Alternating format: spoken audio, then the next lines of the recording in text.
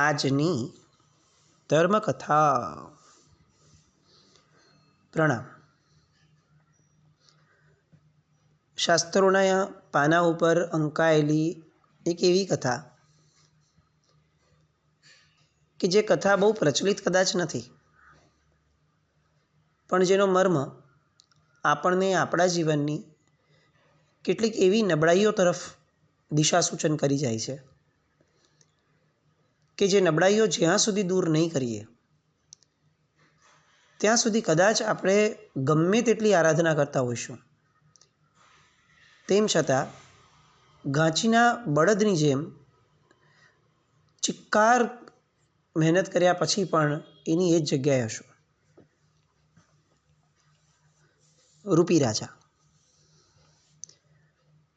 સ્ત્રી તરીકે જન્મેલી એક એવી કન્યાની વાત કે જે કન્યા પત્ની થઈ, પતિ મૃત્યુ પામ્યો, પછી પુત્રી તરીકે ફરીથી એ સરસ મજાનું જીવન જીવતી હતી.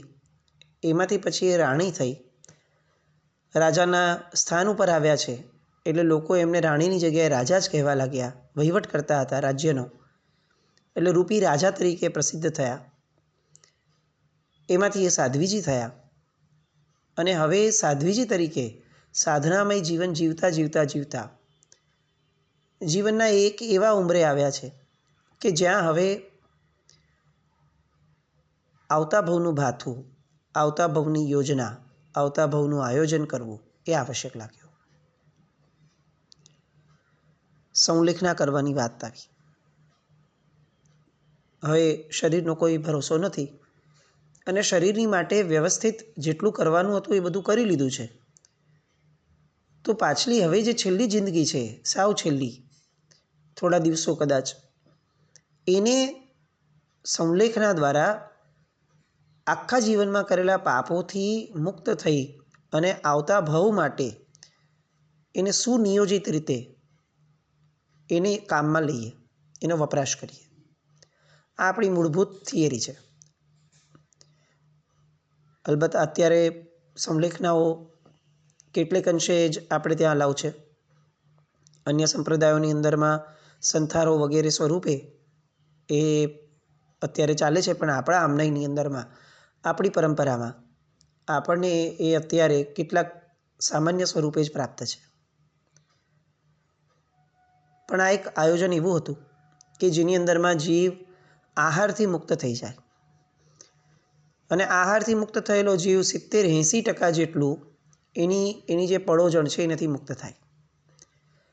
કારણ કે મૂળભૂત રીતે શરીરનું ચાલક બળ આહાર છે એવી જે માન્યતા છે એ જ્યાં સુધી નહીં તૂટે ત્યાં સુધી પૂતગલના આધારે હું ટક્યો છું એવી માન્યતામાંથી જીવ બહાર નહીં નીકળી શકે. અને જ્યાં સુધી પૂતગલના આધારે હું ટક્યો છું,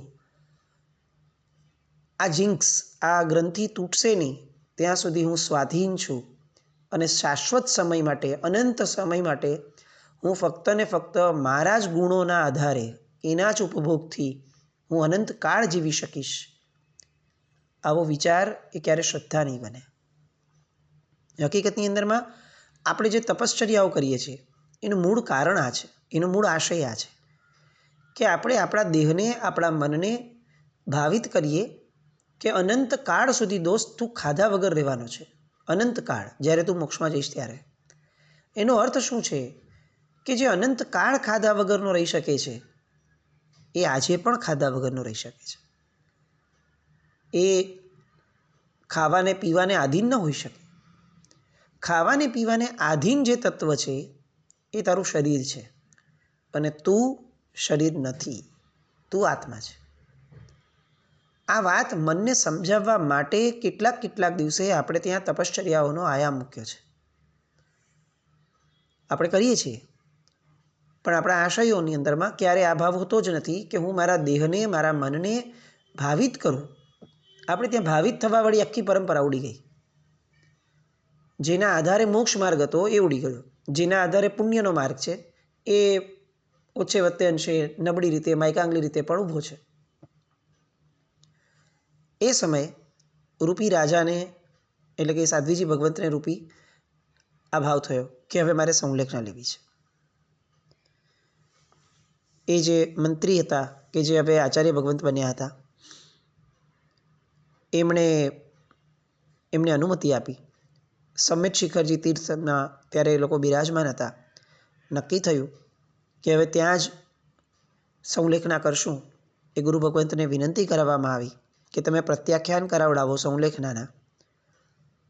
પણ સંલેખનાનો એક નિયમ હોય છે કે સંલેખના કરતાં પહેલાં એ કરનારના જીવનમાં નાનું કે મોટું કોઈ પણ શલ્ય બાકી ન રહેવું જોઈએ. એનો દોષ, એનો કર્મ બાકી રહે બરાબર છે, પણ શલ્ય, છૂપવું એક પણ પાપ ન રહેવું જોઈએ. કારણ કે એ એલિજિબિલિટી છે, એ પાત્રતા છે કે શલ્યવાળો જીવ સંલેખના ન કરી શકે, નહીં તો નિયાણાની અંદરમાં જાય. એટલે એ જે વિધિ છે એ પ્રમાણે એમણે પણ પોતાના પાપનું આલોચન કર્યું. કોઈના પણ પ્રત્યે મનમાં છુપા રાગ દ્વેષ ન રહેવા જોઈએ. ભૂતકાળના તમામ દોષોની આલોચના થયેલી હોવી જોઈએ. એ જે શુદ્ધ થાય, જે ગુરુ કૃપા મેળવે, જે પાપનું આલોચન કરીને કેટલાક મોટા પાપોથી મુક્ત થાય, એ વ્યક્તિને સંલેખના દરમિયાનમાં એવું કૃપાબળ પ્રાપ્ત થઈ શકે છે કે જેના કારણે એ દેહની આસક્તિમાં ફરી ન જાય. આ વિધિ પ્રમાણે આ રૂપી સાધ્વીજી ભગવંતે આલોચના કરી. આલોચના આપી કોને? તો કે જે મહાત્મા એમની નિશામાં એમણે કરવાનું છે એમને જ. હવે આ આલોચના વાંચી નાના મોટા દરેક પાપો એમણે લખ્યા. પણ આ મહાત્માને એક વસ્તુ ખ્યાલમાં છે કે જે વસ્તુ આમાં હજી આવી નથી. રાજ્ય અવસ્થા સમયે એમણે આ મંત્રીની સામે કેટલીક વિકારભરી નજર કરી હતી. એ વિકારોની ક્ષમા હજી સુધી એમણે માંગી ન હતી આખી આલોચનામાં. એટલે સાહજિકપણે પેલા ભગવંતે આ સાધ્વીજી ભગવંતને એકલામાં જ્યારે હતા ત્યારે પૂછ્યું કે હવે કોઈ દોષ બાકી રહે છે લખવાનો? અને સાધ્વીજી ભગવંતે સહજપણે કીધું કે ના, મારી યાદદાસ્ત મુજબ તો હવે એક પણ દોષ બાકી રહેતો નથી. મેં ઝીણામાં ઝીણા દોષની પણ આલોચના કરી લીધી છે. શું કરવું? અટકી જવું? તો કે ના, એ તો આચાર્યની ફરજ નથી. કારણ કે જો આ શલ્ય જે નિશ્ચિતપણે માને છે કે શલ્ય છે જ, એનું જ્યાં સુધી આલોચન ન થાય ત્યાં સુધી સંલેખનાના પચકાણ પણ ન આપી શકાય. પણ હવે બધા છે, આવડો મોટો પરિવાર લઈને બેઠા છે, એમની સામે સ્પષ્ટ તો ન પૂછાય, એ વ્યવહાર નથી. એટલે એમણે ફરી એકવાર પૂછ્યું કે તમે બરોબર યાદ કરો, કંઈ પણ બાકી રહી જતું નથી ને? સાધ્વીજી ભગવંતે કીધું કે ના, મને તો કંઈ બાકી રહી જતું એવું યાદ લાગતું નથી. અહીંયા ગુરુ ભગવંત બહુ સ્પષ્ટપણે માને છે એ સમયે પણ કે નિર્દોષતાના આધારે એ વાત ભૂલાઈ રહી છે, આ માયા નથી. એટલે એ ફરી એક તક આપે છે અને એમને પૂછે છે કે જુઓ, બરાબર યાદ કરો. તમને યાદ આવે છે કે તમે જ્યારે રાજા હતા એ સમયે કોઈ માનસિક વિકાર મનમાં જાગ્યો હોય? અને આ સાધ્વીજી ભગવંતને તરત મનમાં વિચાર આવે છે કે અત્યારે અહીંયા જેટલા બેઠા છે એમાંથી કેટલા બધા લોકો એવા છે કે જે મારા નગરના પ્રજાજન હતા, જે સાધ્વીજી ભગવંતો, અને એમની સામે મારા રાજા તરીકેની અવસ્થા જે હતી એ અવસ્થા બેદાગ હતી. એમની માટે એ અવસ્થાની અંદરમાં હું અત્યંત નિર્દોષ, એકદમ પવિત્ર હતી. એમને અહોભાવ હતો મારા પર, અને એટલે જ જ્યારે મેં દીક્ષા લીધી ત્યારે આ લોકોએ પણ દીક્ષા લીધી હતી. હવે એમની સામે આ ગુરુ ભગવંત આવી વાત કાઢે અને જો કદાચ મારા મુખમાંથી કંઈ પણ નીકળશે તો એમનો સદભાવ પણ તૂટશે અને મારું ખરાબ પણ દેખાશે. એટલે એ બહુ સાહજિક ભાવે કે છે કે ના, મને એવું કંઈ યાદ નથી આવતું કે એ સમયગાળાની અંદરમાં કંઈ પણ આવું થયું હોય. હવે આચાર્ય ભગવંતને લાગે છે કે સંલેખના નહીં કરાવી શકાય, એમને ફરીથી મારે પૂછવું પડશે. એટલે હવે એકદમ વેધક અને સ્પષ્ટ વાત કરે છે કે શું તમને ખરેખર યાદ નથી કે તમારા મંત્રી પ્રત્યે તમને વાસના જાગી હતી? હવે આ પોઈન્ટ બ્લેન્ક સવાલ છે એકદમ. આમાં હવે આગળ પાછળ ફેરવીને છટકી શકાય એવી શક્યતા ગુરુ ભગવંતે રાખી જ નથી. અહીંયા હવે ઈસ્પાર યા ઉસ્પારની બાજી હતી અને સાધ્વીજી ભગવંતે એ સમયે પણ બહુ જ વિનમ્ર ભાવે ગુરુ ભગવંતને કીધું કે હો, તો આપ એ વાત કરો છો? ના ના, એ તો સભામાં બધાની સામે જોતાં જોતાં મેં આપની તરફ પણ જોયું હતું. એમાં કોઈ વિકાર તો હતો જ નહીં, એટલે આલોચના કરવા જેવી કોઈ વાત એમાં છે જ નહીં. અને રાજકાજ હોય તો રાજા અને મંત્રીએ રોજ એકબીજાના સંપર્કમાં તો આવવાનું જ હોય, તો એકબીજાને જોયું જ હોય. એ માત્ર સંપર્ક પૂરતું જોવાની વાત હતી. એમાં વિકાર ક્યાંય પણ મનમાં ન હતો. આચાર્ય ભગવંતને લાગ્યું કે મારા વૈરાગ્યનું મૂળ જે પ્રસંગ છે અને જેની સમજણ મેં દ્રઢપણે કેળવી પણ છે અને મારા સમજણમાં પણ છે, જ્ઞાની ગુરુ ભગવંત છે, ગીતાર્થ છે, એમને એમ થયું કે આ કેમ આવું કરે છે. હવે એમની પાસે જીવનમાં સમય નથી કે મારે એમને સમય આપવો જોઈએ કે સારું તમે ફરી એકવાર યાદ કરજો, આપણે ફરી પાછું થોડા દિવસ પછી કરશું. ના. અને બીજી બાજુ જો હું એમને પ્રત્યાખ્યાન એટલે કે પચકાણ આપી દઉં તો હું દોષનો ભાગીદાર હોઈશ કે હું જાણું છું કે એક શલ્ય બાકી છે અને છતાંય હું પચકાણ આપું છું. ના, એ તો ના બને.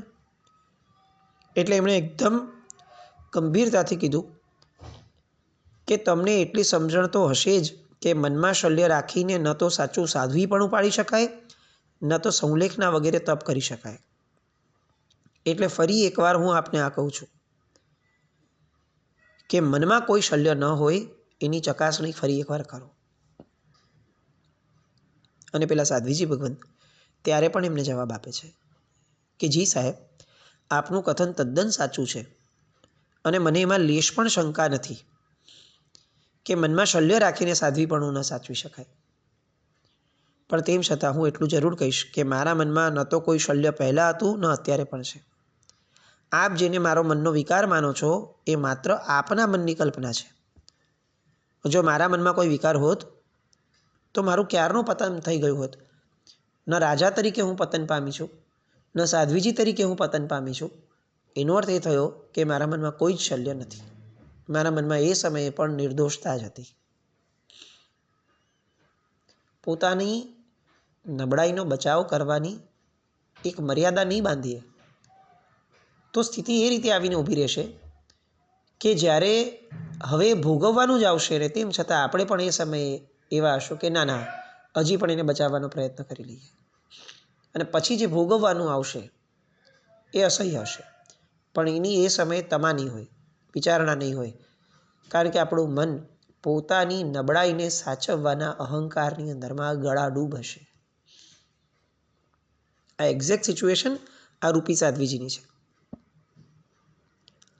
ફરી એકવાર કરુણાવંત ગુરુ ભગવંત છેલ્લે કહે છે કે દ્રવ્યથી તો તમારી જિંદગી બેદાગ છે, તમે જે કહો છો તે હું માનું છું, પણ ભાવથી તમારા મનમાં માયા શલ્ય છે એ પણ એટલું જ સાચું છે. હવે સાહેબ એવું નથી કહેતા કે તમે વિચારી જુઓ અથવા આવું હશે. હવે બહુ સ્પષ્ટતા સાથે પોતાની ગીતાર્થતાનો ઉપયોગ કરીને કહે છે કે તમારું મન બેદાગ નથી. અને ત્યારે પણ સાધ્વીજી ભગવંત કહે છે કે સાહેબ, હું આપની સામે ઘણી નાની છું. એક મંત્રી રહી ચૂકેલ વ્યક્તિ સાથે ચર્ચામાં કઈ રીતે ઉતરી શકાય? મંત્રીઓ વિચક્ષણ હોય છે.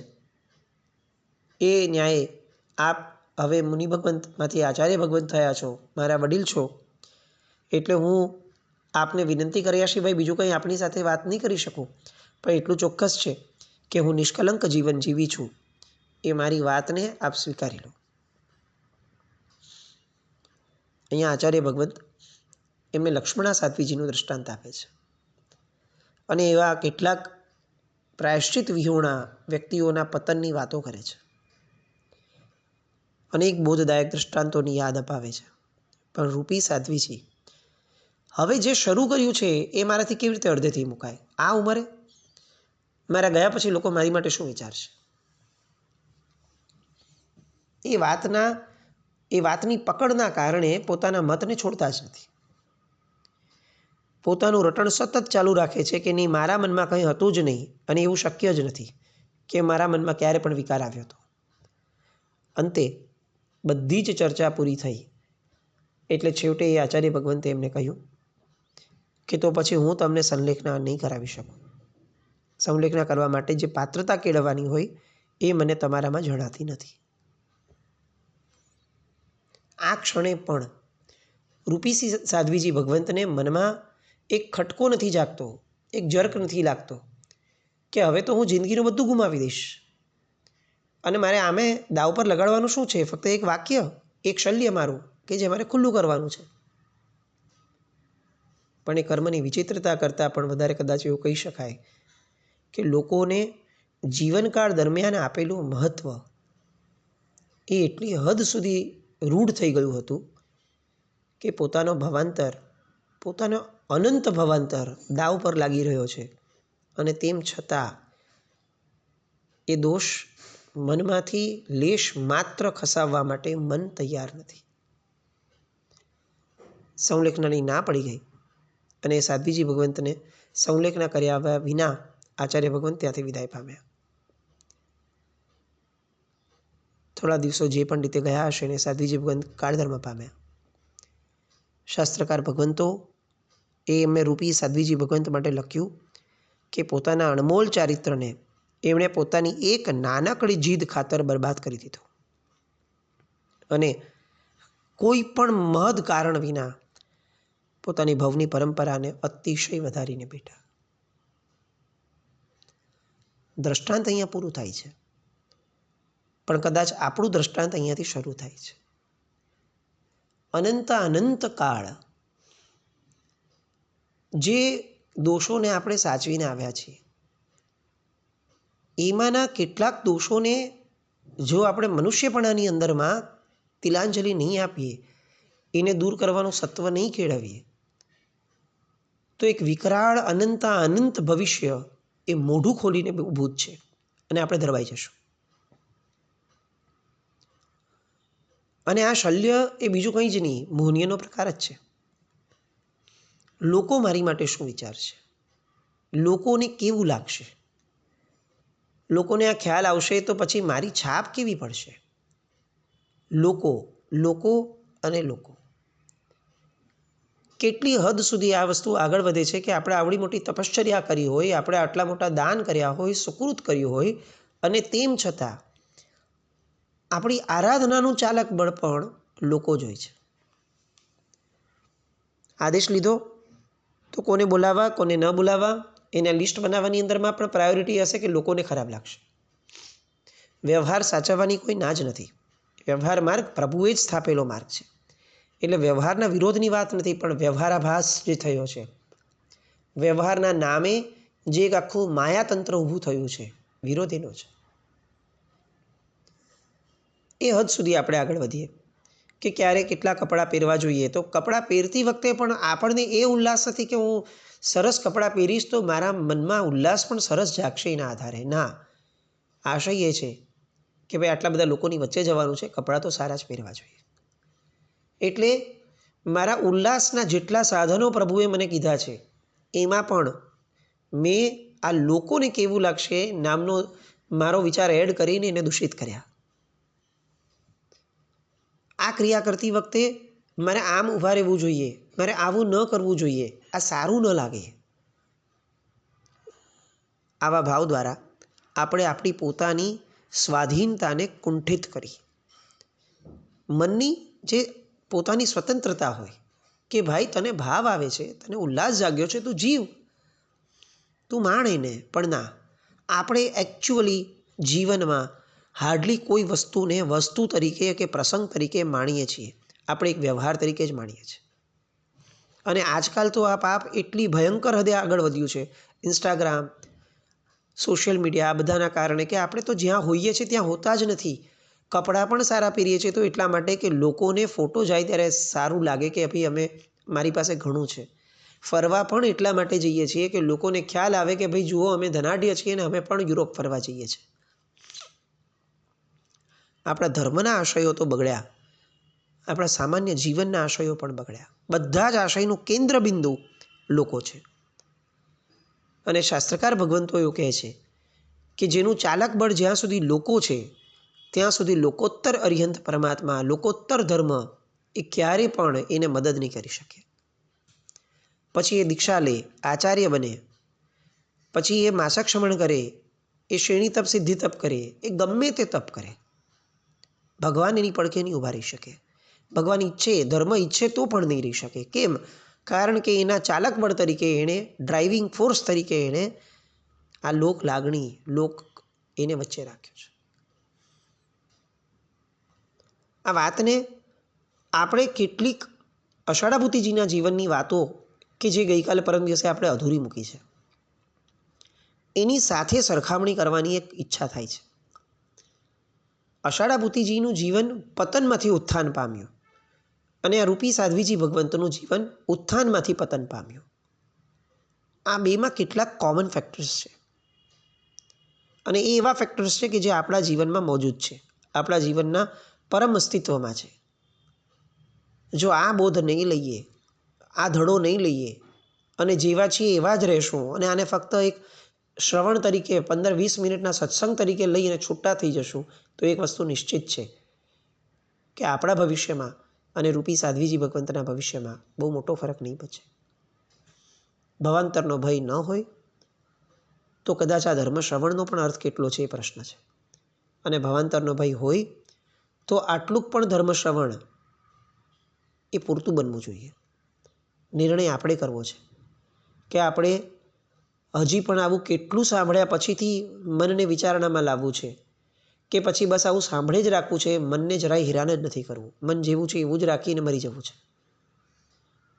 આ નિર્ણય અને અષાઢા ભૂતિજીના જીવન સાથેની કેટલીક એવી વાતો કે જેના આધારે વીર વિજયજી મહારાજ સાહેબ એ આપણને મોહનીય કર્મ, એ જે લાગણીઓની એક આખી માયાજાળ ઊભી કરે છે, એમાં અષાઢા ભૂતિજી આબાદ એમાંથી છટકી ગયા અને રૂપી સાધ્વીજી એમાં ફસાઈ ગયા. એ શું થયું છે એ વાતો માટે આવતીકાલે ફરીથી મળશું. જીના કંઈ પણ બોલાય તો મિચ્છામિ દુક્કડમ. જૈનમ જયતિ શાસન.